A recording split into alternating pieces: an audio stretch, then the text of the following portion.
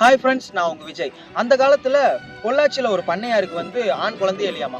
ஒரு சாமியார்கிட்ட போய் கேட்கும்போது, பழனி பஞ்சாமிர்தத்துக்கு நீ ஒரு 10,000 பழம் குடுத்தீன்னா உனக்கு ஆண் குழந்தை பொறக்கும் அப்படின்னு சொன்னாராமா. அவரு 10,000 பழத்தை வண்டியில ஏத்தி அனுப்புனாராமா. போயிட்டு இருக்கும்போது இடையில நெய்க்காரப்பட்டிங்கிற ஒரு ஊர்கிட்ட ஒரு தாத்தாவும் பாட்டியும் ரொம்ப பசிக்குது, ஏதாவது காசு கொடுங்கன்னு வண்டிக்காரங்க கிட்ட கேட்டிருக்காங்க. அதுக்கு அவர் என்கிட்ட காசு இல்லை அப்படின்னா, இந்த இவ்வளவு பழம் ஏத்திட்டு போறீங்களா, அதுல ஒரு 4 பழம் கொடுங்கன்னு. இது பரிகாரத்துக்காக போறது, இதுல இருந்து எடுக்கக்கூடாது அப்படின்னு சொன்னாங்க. ரொம்ப பசிக்குதுன்னு அழுதாங்களாம். உடனே அதுல இருந்து ஒரு 4 பழம் மட்டும் எடுத்து கொடுத்துட்டு போயிட்டாராம்.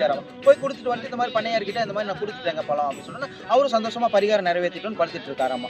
ஒரு 3 மணி இருக்கும்போது அவரோட கனவுல முருகர் போய், நீ கொடுத்த அந்த 4 பழமும் எனக்கு வந்துருச்சு, உனக்கு ஆண் குழந்தை பிறக்கும் அப்படின்னு சொல்லி சொன்னாராமா. உடனே அவரு பண்ணையார் எந்திரிச்சு, என்ன நான் 10,000 பழம் கொடுத்த முருகர் 4 பழம் தான் கனவுல சொல்றான்னு சொல்லி அந்த வண்டிக்காரனை போட்டு அடிக்கிறாங்களாமா. அடிக்கும்போது அவர் சொன்னாராமா, என்ன மன்னிச்சுக்கோங்க, நெய்க்காரப்பட்டிக்கிட்ட போகும்போது ஒரு தாத்தாவும் பாட்டியும் பசிக்குதுன்னு கேட்டாங்கன்னு சொல்லி அதுல இருந்து ஒரு 10,000 பழத்துல இருந்து ஒரு 4 பழம் மட்டும் நான் எடுத்து கொடுத்தேன், மிச்சதெல்லாம் போய் கொடுத்துட்டேன்னு சொன்னோடனே அப்பதான் அந்த பண்ணையாருக்கு புரியுதாமா, டேய் நீ கொடுத்த அந்த 4 பழம் தாண்டா உண்மையாவே முருகருக்கு போய் சேர்ந்திருக்கு, எனக்கு ஆண் குழந்தை பிறக்கும்னு சொல்லிட்டாரு அப்படின்னு சொன்னாராமா. இந்த கதை மூலமா நான் உங்களுக்கு என்ன சொல்றேன்னா, நீங்க கடவுளுக்கு போய் ஒரு 10 லட்ச ரூபா கொடுக்கறத விட பசின்னு இருக்கிற வயசானவங்களுக்கு ஒரு 10 ரூபா கொடுத்தீங்கன்னா அதுதான் உண்மையாவே கடவுளுக்கு போய் சேரும். கடவுளுக்கு செய்யற தொண்டு தான் உண்மையாவே இறைவனுக்கு போய் செய்யற தொண்டு. அவ்வளவுதான் ஃப்ரெண்ட்ஸ்.